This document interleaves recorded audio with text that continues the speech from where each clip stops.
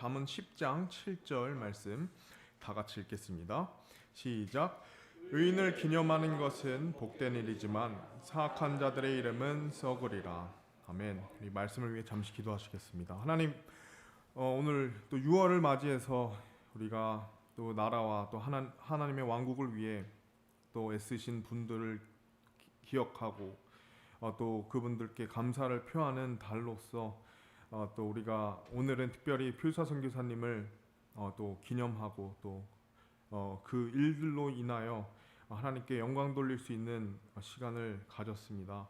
다시 한번 그러한 귀한 사역이 또 우리 세대들 가운데 또 이 시대 가운데 일어날 수 있도록 하나님께서 인도해 주시며 또 오늘 말씀을 통해서 다시 한번 의인이 기념되는 것, 이것이 또 얼마나 귀중한 일이며 또 우리가 하나님의 은혜로 의로운 자가 되었으니 우리가 이 땅에서 무엇을 남겨야 할지 말씀을 통하여 역사해 주시길 간절히 원합니다.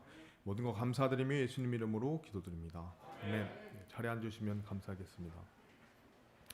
오늘 본문 말씀을 보시면요, 우리 의인을 기념하는 것이 복된 일이다라고 말하고 있습니다. 의인을 기념하는 것이 복되다. 그리고 먼저 말씀 구절을 한번 생각해 보길 원하는데요. 의인을 기념한다는 것이 무엇일까요? 의인을 기념한다. 우리가 참 여러 사람들을 우리 인생 가운데 우리의 관계 속에서 기억하고 또 기념하곤 합니다. 특히 우리는 대개 가족들을 많이 기념하죠.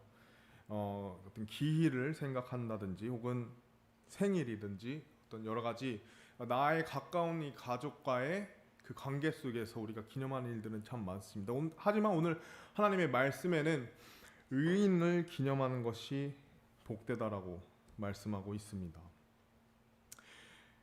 먼저 우리가 알아야 될 중요한 사실은 매해 이 시간에 이 6월 둘째 주에는 우리가 필사 선교사님을 기념하는 주일 예배로서 매년 드려지고 있습니다. 우리 교회 귀한 전통 중에 하나죠. 이 성경 말씀을 근거해서도 그렇고요. 우리가 결코 어떤 한 특정한 사람을 높인다든지 기념한다는 것이 그것이 어떤 하나의 우상을 숭배하는 듯 그렇게 우리가 생각해서는 안 된다는 것입니다. 의인을 기념하는 것이 하나님 말씀에도 복된다라고 말씀하고 있고요. 우리는 선교사님의 그 선교사님 자체를 높이는 시간보다 그분께서 우리에게 무엇을 남기셨고 또 어떤 정신을 우리에게 여전히 갖기를 원하시는지 다시 한번 어떻게 보면 이 12월 중에 이 중간인 6월에서 우리가 다시 한번 마음을 새롭게 하고 여전히 우리에게 주어진 이 교회의 사명과 또 세계 선교의 사명을 우리가 감당하도록 또 귀한 하나님께서 우리에게 교회에게 주신 전통이라고 생각합니다. 의인을 기념하는 것은 그렇기 때문에 굉장히 복된 일이죠.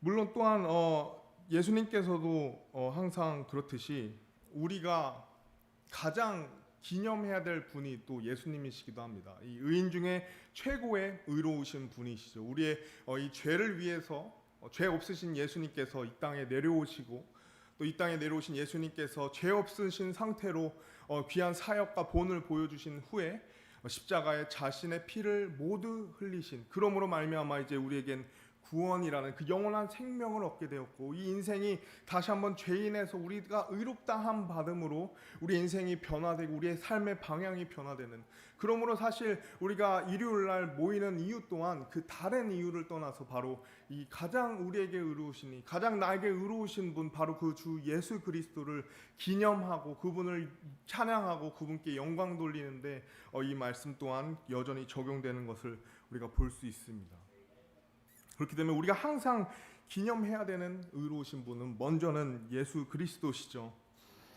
그러나 중요한 것은 의인을 기념하는 것조차 복된 일이라고 합니다. 우리가 밑에 말씀을 보시면 사악한 자들의 이름은 썩으리라라고 말씀하셨는데 참 이 구절을 굉장히 잘 나타내는 내용이 사복음서에 있습니다. 의인을 기념하는 것이 복되지만 사악한 자의 이름은 썩으리라. 대표적으로 바로 이 부자와 나사로 이야기입니다. 여러분, 이 부자와 나사로 이야기는 사실 예화가 아닙니다. 이것은 실화입니다. 근데 놀라운 것은 이 땅에서 아무 볼 것 없던 그 거지 나사로에게 하나님께서 이 말씀에 그 나사로의 이름을 기억하셨다는 거죠. 그러나 그 호화스럽고 정말 이 땅에서 누릴 수 있는 그 모든 것을 누리는 그 부자의 이름은 성경에 기록되어 있지 않습니다. 이것이 예화라도 우리에게 큰 의미를 주지만 이것이 실제 일어난 사건을 예수님께서 말씀하셨다면 오늘 우리는 이 잠언 10장 7절 말씀을 다시 한번 또 그 부자와 나사로를 통해서도 기억할 수 있다는 것이죠. 의인을 기념하는 것이 복되다. 사실 우리가 앞서 영상을 봤지만 우리 표수아 선교사님 삶을 생각해봐도 너무나도 귀한 삶을 우리에게 남기시고 또 보이셨죠. 사실 미국에서 편하게 사실 수도 있었고요. 미국에서 정말 어떤 물질적인 걱정 없이 그죠? 편하게 정말 그 낯설지 않고 너무 이제 자기의 삶에 익숙한 그 환경 속에서 사셨을 수 있는 분이시지만 그 모든 것을 내려놓고 심지어 이제 어제 저희가 그 기념관에 가서 들었던 말씀에서 나왔듯이 또 사법대도 이제 합격을 하셨음에도 불구하고 그조차도 다 포기하시고 또 군대에 가셔서 거기서도 복음을 전하시면서 이제 선교사로서 그 일생을 살아오신 그분, 참 그분이 없으셨다면 오늘날 이 교회도 없었을 것이고 물론 하나님의 은혜로 어떻게든 하나님께서 사역하시고 역사하시지만 우리가 그 한 분만 생각해도 이 많은 교회들이 세워질 수 없었을 것이고 그 많은 교회들 안에서 많은 목회자들과 또 많은 사모님들과 또 많은 사역자들 또 뿐만 아니라 많은 성도들의 그 귀한 열매들이 맺혀질 수 없었을 것입니다. 그렇기 때문에 사실 기념하는 것이 굉장히 복되다는 것이죠. 대한민국뿐만 아니라 일본에서도 귀한 선교를 하신 그 선교사님을 우리가 계속 기념하는 것은 그러므로 굉장히 복된 일이라는 것이죠. 뿐만 아니라 침례교도의 그 정신과 또 우리가 그 역사를 우리가 참 이 낯선 대한민국에서 하나님 예수 그리스도의 교회의 역사를 알 수 있었다는 것, 이것 또한 너무나도 귀한 일인 것입니다.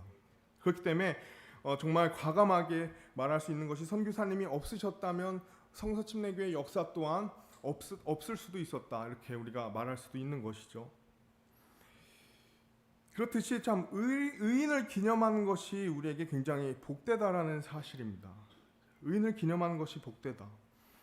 그렇다면 오늘 우리 말씀의 제목처럼 의인을 기념하는 것이 복되다 하는 성경 말씀에 우리는 이와 같은 질문을 우리 스스로에게 해볼 수 있어야 하는 것이죠. 우리의 인생에는 무엇이 남는가? 우리의 인생에 무엇이 남는가? 우리의 인생에 무엇을 혹은 남겨야 하는가? 이것은 굉장히 중요한 질문이 될 수 있습니다. 왜냐하면 우리가 앞으로 계속해서 말씀을 통해서 함께 보시겠지만 하나님께서는 우리 인생에 무언가를 남기시기 원하시기 때문에 우리가 이 땅에 살아가도록 은혜를 베푸시기 때문이죠. 그래서 오늘 오후에는 우리가 과연 우리 인생에 무엇을 남기기 원하시는지, 우리가 어떻게 살아가야 되는지 우리 두 가지 주제로 함께 살펴보기를 원합니다. 첫 번째로 하나님께서 원하시는 것은 그리고 우리가 생각해봐야 할 첫 번째는 바로 우리가 어떤 사람으로 남고 싶은가입니다. 우리 인생에 무엇이 남는가도 중요하지만 그에 앞서서 나라는 사람 자체가 어떤 사람이 되어야 하는가 혹은 어떤 사람으로 남아야 하는가 우리가 함께 보실 때 먼저 우리가 생각해 볼 것은 바로 하나님 앞에 어떤 자인지가 우리에게 너무 중요하다는 것이죠. 내가 어떤 사람으로 남아야 되는가의 가장 첫 단추를 할 수 있는 것은 바로 먼저 내가 하나님 앞에 어떠한 자인가를 알아야 된다는 것입니다. 우리가 옛말에 호랑이가 죽어서 가죽을 남기고 사람은 자기 이름을 남긴다라고 얘기했었죠. 아까 앞선 내용도 있었지만 이 이름을 남긴다라는 것입니다. 우리가 삶을 살다 보면 역사 속에 많은 위인들이 있죠. 우리가 어렸을 때 그 위인전들을 보면서 그 사람의 업적과 또 그 사람의 어떤 공헌들을 많이 보게 됩니다. 또 세상을 살면서 요새는 뉴스를 통해서 많이 보지만 참 악명 높은 사람들, 그죠? 혹은 악명 높은 그 국가의 한 여러 지도자들, 그 사람들을 바라보고, 그죠? 그 사람들의 어떤 악행, 그저 어떤 살인자든지 혹은 유명한 어떤 그런 국가 지도자든 여러 가지 그 사람들의 악행들을 또 보기도 합니다. 참 사람들이 살면서 많은 것들을 남기고 간다는 것이죠. 그렇다면 다시 한번 우리는 우리의 삶 속에서 무엇을 위해 살아가야 하는가? 먼저 우리가 하나님 앞에 어떤 사람인가가 중요한데 하나님께서는 우리에게 이 땅을 살면서 하나님께서 원하시는 그 삶의 모습을 성경에서 다음과 같이 말씀하고 있습니다. 우리가 너무 잘 알고 있는 요한계시록 4장 11절 말씀에 이와 같이 나와 있습니다. 오 주여 주께서 영광과 존귀와 권능을 받기에 합당하시나니 이는 주께서 모든 것을 창조하셨고 그것들이 주를 기쁘게 하려고 존재하며 창조되었기 때문입니다. 우리 삶의 가장 큰 목적은 바로 하나님을 기쁘게 하는 삶이 되어야 된다는 거죠. 하나님을 기쁘게 하는 삶. 하나님을 기쁘게 하는 삶을 살아가길 원하신다는 것입니다. 대표적인 예로 하나님을 기쁘게 하는 삶으로 평생을 들인 예로 사도 바울이 있죠. 사도 바울은 사실 사람을 기쁘게 하는 것보다 하나님을 기쁘게 하는 것을 원했습니다. 그것이 또한 자기의 기쁨이었기도 했죠. 데살로니가전서 2장 4절 말씀 보시면 이와 같이 나와 있습니다. 다만 우리는 하나님의 허락을 받아 복음을 위탁받은 대로 그렇게 말하노니 이것은 사람들을 기쁘게 하려 함이 아니요 우리 마음을 시험하시는 하나님을 기쁘게 하려 함이라. 사도 바울의 삶의 귀한 사명은 하나님을 기쁘게 하는 것이며 또 개인적인 그 기쁨은 바로 이 하나님의 기쁨을 자기 삶에 누리는 것이었는데 그거의 가장 대표적인 것이 바로 이 복음을 받은 그대로 전했던 삶이었었습니다. 이것이 또한 자기의 기쁨이라는 것을 말하고 있죠. 사도행전 20장 24절 말씀 보시면 이 일들 중 어떤 것도 나를 움직이지 못하며 내가 나의 생명을 내게 귀한 것으로 여기지도 아니하노니 이것은 내가 나의 달려갈 길을 기쁨으로 끝마치고 주 예수님에게서 내가 받은 사역 곧 하나님의 은혜의 복음을 증언하는 일을 기쁨으로 끝마치려 함이라 라고 말씀하죠. 사도 바울은 하나님을 기쁘게 하시기 위해 그것을 위해서 평생토록 자기 삶을 드렸는데 그것이 개인의 기쁨이 되었다라고 말하고 있는 것입니다. 하나님을 기쁘게 하는 삶. 먼저 우리가 하나님께 어떤 자가 되어야 되나? 하나님께서 나를 창조하신 목적대로 살아가는 사람이 되어야 되는데 그것은 바로 하나님을 기쁘게 하는 사람이라는 것이죠. 그렇다면 우리의 삶 속에 과연 우리가 하나님을 어떻게 기뻐할 수 있는가? 혹은 내가 어떻게 이 기쁨을 내 삶에도 누릴 수 있는가? 우리가 사도 바울 이 구절을 통해서도 알 수 있었지만 가장 중요한 것은요. 바로 하나님께서 우리의 이름을 남기길 원하신다는 것입니다. 어떤 것이냐면요. 우리 계시록 21장 27절 말씀 보시면요. 더럽게 하는 것은 어떤 것이든지 결코 그곳으로 들어가지 못하며 또 무엇이든지 가증한 것을 이루게 하거나 거짓말을 지어낸 것도 들어가지 못하되 오직 어린 양의 생명책에 기록된 자들만 들어가리라.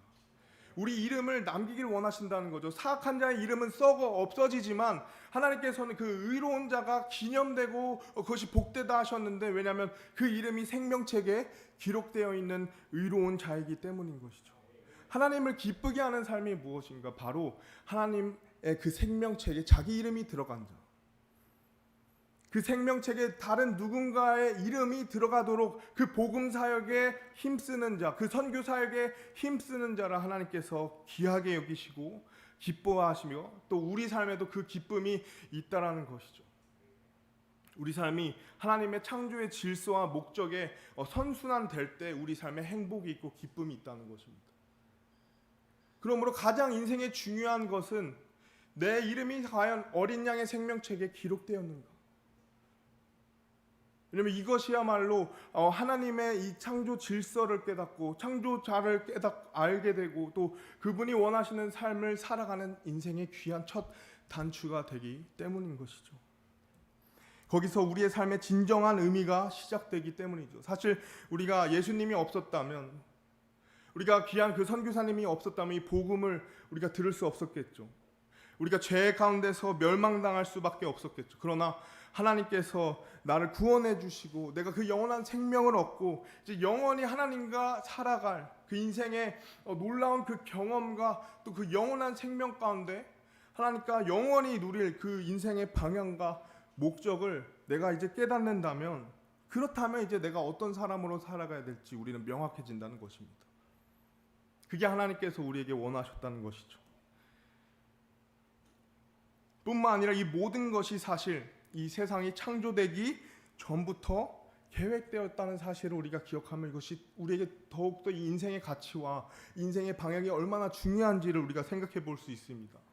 우리가 아는 에베소서 1장 4절에서 6절 말씀 보시면요, 이렇게 나와 있죠. 이것은 우리가 사랑 안에서 자신 앞에 거룩하고 흠이 없게 하시려고 세상의 창건 이전에, 이 세상이 창조되지 이전에 그리스도 안에서 친히 우리를 택하시며 자신의 선하시고 기뻐하신 뜻에 따라 우리를 예정하사 예수 그리스도를 통해 자신의 아이들로 입양하심으로써 자신의 은혜의 영광을 찬양하게 하심에 따른 것이니라. 그 안에서, 은혜 안에서 하나님께서 우리를 그 사랑하신 자 안에서 받아주셨고 라고 말씀하시죠. 세상 창건 이전에 우리를 택하시고 그 구원의 계획을 세우시고 또 하나님의 선하시고 기뻐하시는 뜻에 우리를 예정하셨다. 이것을 우리의 인생에 조금만 묵상을 한다면 이 인생이 그저 나에게 막연하게 나만을 위해서 사는 것, 그 이상의 인생인 것을 우리가 깨달을 수 있다는 것이죠. 그렇기 때문에 여기 계신 한 분 한 분 우리 마음속에는 하나님께서 그 각 사람에게 원하시는 특별한 계획이 있다는 사실입니다. 그 특별한 계획을 통해서 하나님을 기쁘게 하는 것, 이것이 우리가 먼저 어떤 사람으로 남아야 하는가의 가장 중요한 방향성이 되는 거죠. 내가 하나님 앞에 어떤 사람이 되어야 하는가.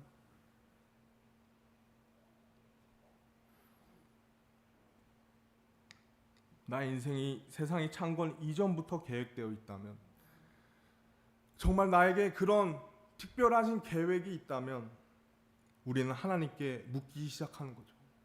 하나님, 제가 무엇을 위해 살아가길 원하십니까? 저에게 특별한 뜻이 있으시다면 그것이 무엇입니까? 그 질문에 계속 내가 초점을 맞추고 내가 하나님을 따라 살아갈 때, 그것이 엄청나게 큰 위대한 일은 아닐지라도 내가 이 교회 안에서 또 내가 밖의 세상 속에서 하나님이 원하시는 특별한 목적들을 이루어가며 사는 것, 이것이 우리가 하나님 앞에서 보여줘야 되는 우리의 모습인 것입니다. 그래서 첫 번째로 하나님께 어떤 자로 남아야 하는가에 대해서 우리는 먼저 어린 양의 생명책에 기록된 자로 먼저 우리가 그것이 남아야 된다는 것이죠. 두 번째를 보시면요, 하나님께 기쁨이 되는 삶, 두 번째는 바로 이 창세 전부터 계획하신 인생에서 이렇게 자꾸 이 작은 나에게 원하시는 특별한 뜻이 무엇인지 하나님께 구하는 삶, 이것을 줄여서 말하면 믿음의 삶이라고 할 수 있습니다. 믿음의 삶. 생명책에 기록된 내가 이제는 믿음의 삶을 살아가는 것, 이것이 하나님께서 모든 사람에게 원하시는 모습이라는 것이죠. 모든 사람들에게 원하시는 모습이죠. 왜냐하면 하나님을 기쁘게 하는 것은 항상 믿음과 연관이 되기 때문입니다. 하나님을 기쁘게 하는 삶은 항상 믿음과 연관되어 있기 때문이죠. 우리가 너무 잘 알고 있는 히브리서 11장 6절 말씀을 보시면 이렇게 나오죠. 그러나 믿음이 없이는 하나님을 기쁘게 할 수 없나니,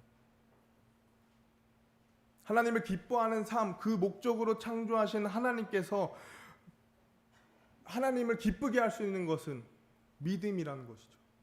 그러나 믿음이 없이는 하나님을 기쁘게 할 수 없나니 그분께 가는 자는 반드시 그분께서 계시다는 것과 또 그분께서 부지런히 자신을 찾는 자들에게 보상해 주시는 분이시라는 것을 믿어야 하느니라.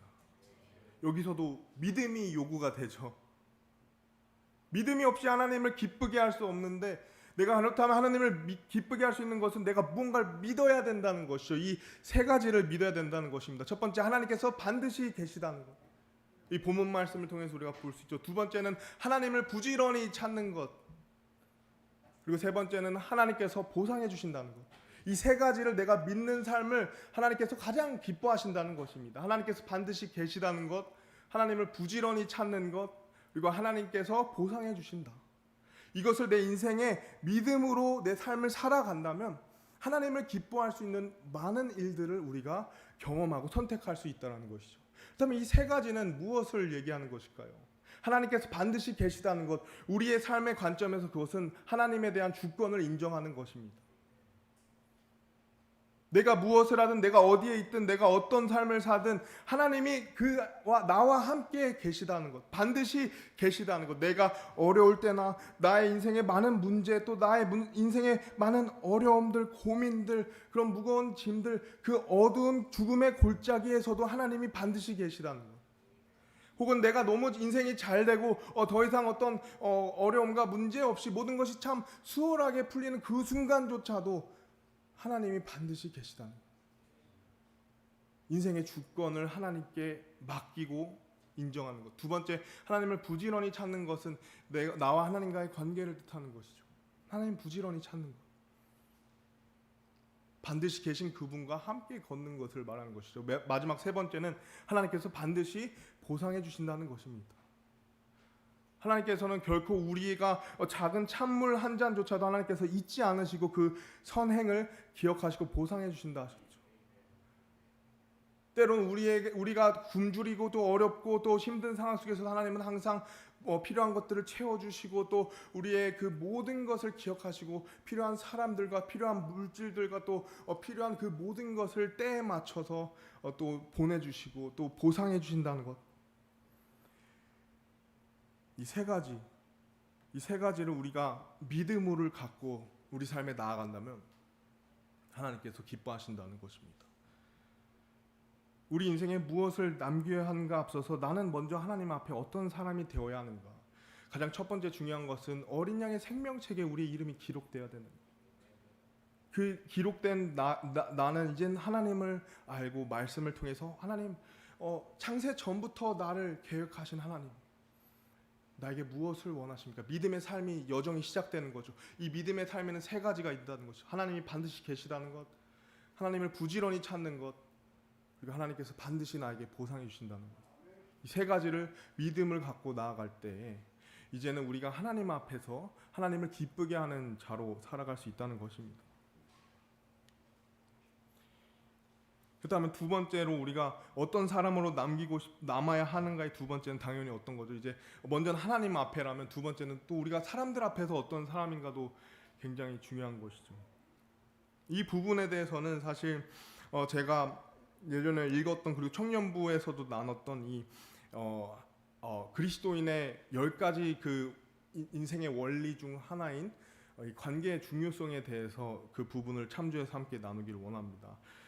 그 책을 쓴 이제 닥터 시스크라는 그 선교사님은 이제 일본 선교를 하셨던 분이십니다. 근데 그분이 이제 연로하셨어요. 근데 이제 폴체플 목사님의 귀한 멘토시기도 합니다. 그분께서 쓰신 책 중에 그리스도인의 삶의 10가지 원리 중 하나가 이 관계의 중요성인데, 이 관계의 중요성의 그 속에 있는 관계의 우선순위를 다음과 같이 이렇게 나누셨습니다. 첫 번째는 당연히 나와 하나님과의 관계가 제일 중요하다는 것이죠. 근데 그 다음에가 참 흥미로운데요. 그 다음은 가족이었었습니다. 우린 되게 어쩌면 교회를 먼저 생각할 수 있잖아요. 나 가족이다. 근데 생각해보면 하나님께서 처음 세우신 기관이 이제 가정이고 그 다음에 교회시잖아요. 근데 그 가족 안에서도 중요한 관계의 순서가 있다는 것이죠. 우린 대개 나와 자녀와의 관계가 나와 그 배우자의 관계보다 더 중요하다. 이게 어떻게 보면 되게 한국적인 정서잖아요. 그러나 성경적인 원리와 질서에 의해선 이 부부간의 그 관계, 우선순위의 관계가 먼저가 된다는 것입니다. 그 다음에 이제 그 자녀들과의 관계가 그 다음이 되는 것이죠. 세 번째는 당연히 교회입니다. 교회 나와 또 그 교회 안에 사람들과의 관계. 네 번째는 이제 사회를 넘어서 이제 직장과 사회 속의 관계죠. 근데 여기서 흥미로운 것은 영순위가 있다고 하는데 그 영순위는 바로 잃어버린 영혼들이 우리 관계의 영순위라고 얘기를 했었습니다. 그만큼 이제 강조를 하고 싶었던 것이죠. 다시 한번 우리가 본론으로 돌아와서 우리가 어떤 사람, 하나님 앞에 어떤 사람인가도 중요하지만 사람들 앞에서도 어떤 자인가, 이것도 굉장히 중요한 것입니다. 왜냐하면 우리의 인생에 무엇을 남기고 갈 것인데 그 남기고 가는 것이 결국에는 내 사람들, 내 인간관계에 영향을 줄 것이기 때문이죠. 마지막에 우리가 결론을 보겠지만 우리가 이 땅에서 남기고 갈 것이 있기 때문이죠. 그 남기고 갈 것을 볼 것은 바로 내 주변에 있는 사람들이 되기 때문에 내가 사람들 앞에 어떤 사람인가도 굉장히 중요한 것입니다. 근데 이 사람들 앞에 어떤 사람으로 남아야 하는가에 대해서 이 관계의 우선순위대로 내가 인간관계를 계속해서 꾸려 나간다면 저는 이 사람들 앞에 내가 귀한 그리스도인으로서의 본을 남길 수 있을 거라 생각이 듭니다. 먼저 가족 안에서, 또 나의 가장 가까운 배우자에게, 또 나의 그 다음 가까운 나의 자녀들에게, 그리고 이제 내가 교회 안에서 어떤 모습이 되고, 또 내가 더 나아가서 사회와 직장 속에서 어떤 모습이 돼야 되나. 내가 때로는 이 직장과 사회에 쫓기다 보니 교회와 가족을 좀 멀리할 때가 있는 것이죠. 만약 그런 상황이 있다면 이 하나님께서 성경을 통해서 정해주신 이 우선순위에 따라 다시 한번 우리 삶을 재조정하시길 원합니다. 먼저는 가족, 그 다음 교회, 그 다음에 직장이 되는 것이죠. 그렇듯이 이제 우리 삶에 하나님으로부터 시작된 그 관계가 이제 우리의 사람들 사이에서 이와 같은 우선순위 안에 우리가 하나씩 우리 삶이 조정이 된다면, 그렇죠? 내 삶에 어떤 것을 먼저 집중해야 될지 우리가 먼저 살펴본다면 우리가 사람들 안에서도 귀한 간증을 남길 수 있다라는 것입니다. 그래서 우리는 어떤 사람으로 남아야 하는가, 먼저 하나님 앞에서, 그 다음에 이제 사람들 앞에서, 이 사람들 앞에서는 우리의 이 인간 관계의 우선순위를 살펴보았습니다. 그 다음 마지막으로 우리가 또 살펴볼 것은 내가 어떤 사람으로 남아야 하는 것도 중요하지만 결론적으로 오늘 말씀의 제목도 그렇고요. 우리가 무엇을 남아야 하는가, 이제 마지막으로 이것을 함께 살펴보고 마치기를 원합니다. 내가 무엇을 그렇다면 남겨야 하는가, 무엇이 남아야 하는가, 우리가 한번 생각해 보겠습니다. 우리가 이제 대개 우리의 그 신앙적인 입장에 많이 얘기하는 것이, 우리가 이 땅을 떠나게 될 때 사실 우리는 아무것도 가져가지 않습니다. 이렇게 많이 얘기합니다. 그것이 정말 진리죠. 참된 말입니다. 우리가 아무리 이 땅에서 많은 것을 소유하고 했을지라도 가져갈 수 있는 것이 없다는 것이 사실입니다. 그러나 이것을 이제 이 세상적인 관점보다 이 영적인 관점에서 보면 참 흥미롭게도요, 우리가 이 땅에서 아무것도 가져가지 않지는 않습니다. 우리가 뭔가 가져가게 됩니다. 사실 우리가 뭔가를 남기기도 하고요, 우리가 무언가를 가지기도 합니다. 그래서 우리는 이 땅에서 반드시 한 가지는 가져갈 것이고 반드시 한 가지는 남길 것이라는 것이죠. 이것이 영적인 관점에서 말입니다. 이 땅에서 우리는 반드시 한 가지를 가져갈 것이고 한 가지를 남길 것이라는 것이죠. 그렇다면 첫 번째로 우리가 가져갈 것이 무엇인가? 우리가 이 땅에서 반드시 가져가야 할 한 가지는 우리의 간증입니다. 우리의 간증입니다. 왜냐하면 우리가 하나님 말씀을 통해서 우리가 알 수 있는 것은 우리가 이 땅에서의 삶을 나중에 하나님 앞에 어떻게 하죠? 회개, 보고를 하게 되는 거죠. 이 땅에서의 삶을 한 단어로 요약한다면 간증이겠죠. 하나님께서 나를 창조하신 목적이 하나님을 기쁘게 하시는 목적 아래 내가 이 땅을 살아갔다면 하나님께서는 이제 우리가 하나님 앞에서 회개 보고해야 될 것은 내가 어떻게 하나님을 기쁘게 하였는가, 그 목적대로 질문하실 것이고 그 목적대로 우리는 대답을 하는 것, 이것이 사실 간증이 되는 것입니다.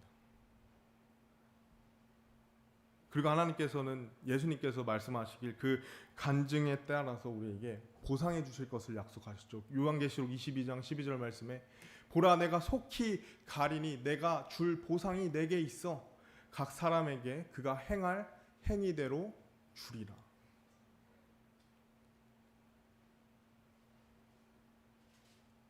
우리가 반드시 가져갈 것이 있다면 그것은 우리 삶의 간증이라는 것입니다. 내가 주님을 위해 무엇을 하였는가? 내가 주님을 위해 내가 하나님께서 나에게 주시는 인간 관계의 들을 어떻게 내가 하였는가? 내가 사람들을 어린 양의 생명책에 기록되도록 인도하였는가? 내가 복음 사역에 내가 이 선교 사역에 얼마나 내가 헌신하였는가? 주님께서 나를 창조하신 목적대로 물으실 것이고 우리는 그 목적대로 대답하게 된다는 것이죠. 그렇기 때문에 우리는 다시 한번 믿음의 삶이 중요하다는 것입니다. 믿음의 삶. 우리 간증을 어떻게 그렇다면 더욱더 하나님 앞에 귀하게 드릴 수 있을까요? 저는 그 해답을 바로 우리의 믿음의 발자취를 남기신 예수 그리스도를 닮아감의 것이 온다고 생각합니다.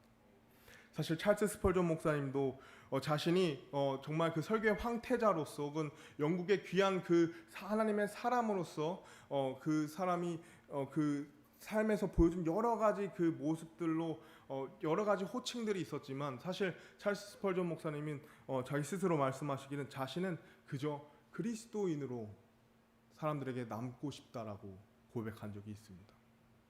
우리 삶에 여러 가지 내 인생에 내가 하나님께로부터 받은 복도 있지만 내가 이 땅을 열심히 살면서 누렸던 그런 커리어나 혹은 나에게 불려진 여러 가지 호칭도 나에게 너무 귀한 하나님의 은혜지만 사실 우리가 가진 가장 복되고 은혜로운 우리의 선물은 그리스도인이라는 그 말이죠.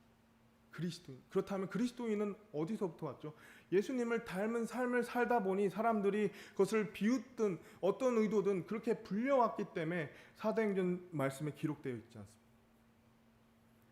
우리가 예수님을 닮은다면 그것이 하나님에 대한 간증이요 또 우리가 이 땅에 가져갈 귀한 단 한 가지라는 것입니다. 우리가 이 땅을 떠날 때 우리가 가져가야 될 한 가지가 있었고 그것은 간증이라 하였고 그렇다면 우리가 이제는 이 땅에서 남기고 갈 것이 무엇인가 그것으로 마지막을 살펴보길 원합니다. 우리가 이 땅에서 남기게 될 반드시 남기게 될 한 가지는 바로 믿음의 유산입니다. 많은 것들을 우리가 남길 수 있겠죠. 우리가 물질적인 유산이나 우리가 정신적인 우리의 어떤 여러 가지 가르침이나 어떤 삶의 모습들도 우리 주변 사람들에게 특히 우리 가족에 우리 자녀들에게 남길 것입니다. 그러나 여러분 이 세상에서 가장 중요한 우리가 이 땅에서 남겨야 될 가장 중요한 것은 그리고 남길 단 한 가지는 바로 믿음의 유산이라는 것이죠.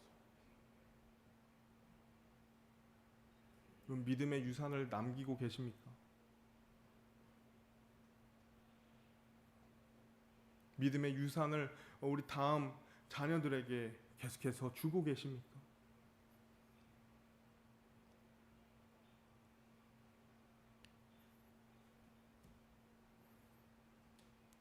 흥미로운 것은 사도 바울도 믿음의 유산을 받은 자였다는 것이죠.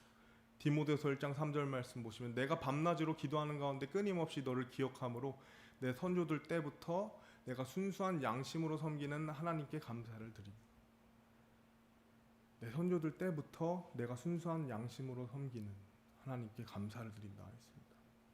근데 이 이후의 구절을 보시면 우리가 너무 잘 아는 디모데에 대한 내용이 나오죠. 디모데후서 1장 5절 말씀을 보시면 이렇게 나와 있습니다. 내가 내 안에 있는 꾸밈없는 믿음을 회상하는데 그것은 먼저 내 할머니 로이스와 내 어머니 유니게 안에 있었으면 그 믿음이 끊임없는 믿음이 할머니 안에 있었고 그 할머니 안에 있던 게 또 그 어머니 안에도 있었는데 그 다음 구절이 참 흥미로웠습니다. 그 다음 내용이요. 내 안에도 그것이 있음을 내가 확신하노라.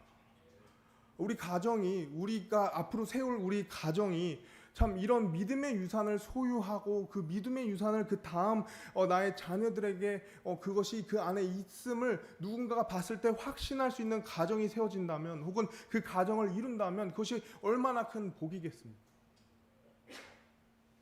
왜냐하면 이 세상에 우리가 많은 것들을 남길 수 있지만 가장 궁극적이고 가치 있는 한 가지는 우리가 받은 그 믿음의 유산 그대로를 다음 세대에게 전수하는 것입니다. 저는 그런 의미에서 하나님 앞에 너무나도 감사한 부분이 너무 많죠. 저희 아버지나 저희 어머니가 저에게 보여주신 것은 꾸밈없는 믿음이었습니다. 뭐 다 얘기할 수는 없죠. 그러나 제가 본 것은 꾸밈없는 믿음이었습니다. 하나님의 뜻을 위해서.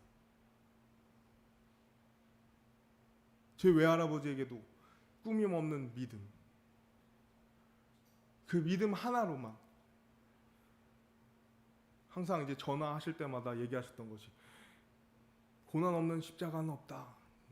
항상 맥락 없이 마지막에 그 얘기를 하십니다. 고난 없는 십자가는 없다.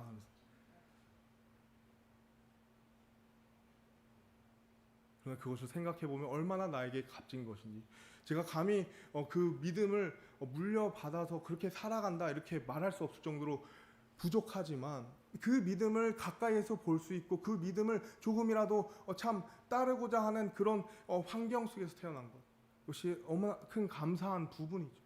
그러나 그러한 환경을 오늘 우리가 만들 수 있고 그러한 환경을 우리가 세워갈 수 있다는 것입니다. 내가 만약 믿음의 가정에 태어나지 않았더라도 내가 결혼을 하여서 그런 가정을 만들면 되는 것이고, 내가 그 가정 안에 있다면 계속해서 그 믿음의 유산을 전수하는 그 본을 보이는 아름다운 그 가정이 될 때에 그 다음 세대가 복을 받는다는 것입니다. 그러므로 오늘 우리는 우리 인생의 이와 같은 질문에 대해서 한 번 더 생각해 볼 필요가 있습니다. 우리의 인생에 무엇이 남는가? 우리가 참 세상의 바쁜 세상 속에서 많은 것을 이루고자 하는 마음 속에서 살아가지만, 오늘 6월 둘째 주 표사 선교사님 기념 주일을 통해서 우리에게 하나님께서 주시는 마음은 그 인생의 많은 것들을 우리가 남길 수 있고 그 많은 것들을 남기기 위해서 우리의 인생과 에너지를 할애할 수 있지만 영원히 남는 단 한 가지는 바로 믿음이라는 것입니다. 그 믿음이 내 삶에서, 그 믿음이 내 인간관계 속에서, 그 믿음이 내 가정에서 중심이 될 때 우리는 제대로 살아가고 있다는 것입니다.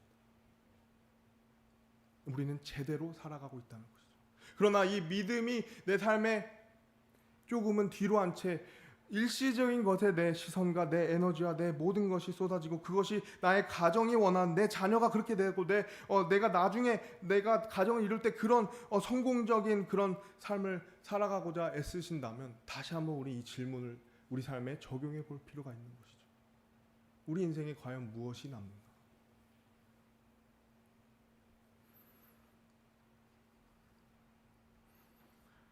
나의 과거 혹은 나의 지금 현재가 참 하나님 앞에 참담합니다. 혹은 이것이 나에게 너무나도 큰 어려움이 있습니다 하는 분들에게도 제가 꼭 말씀해드리고 싶은 것은, 모세도 하나님의 부르심에 앞서서 그는 사실 살인자였었습니다. 그러나 하나님의 위대한 사람으로 변화되게 되죠.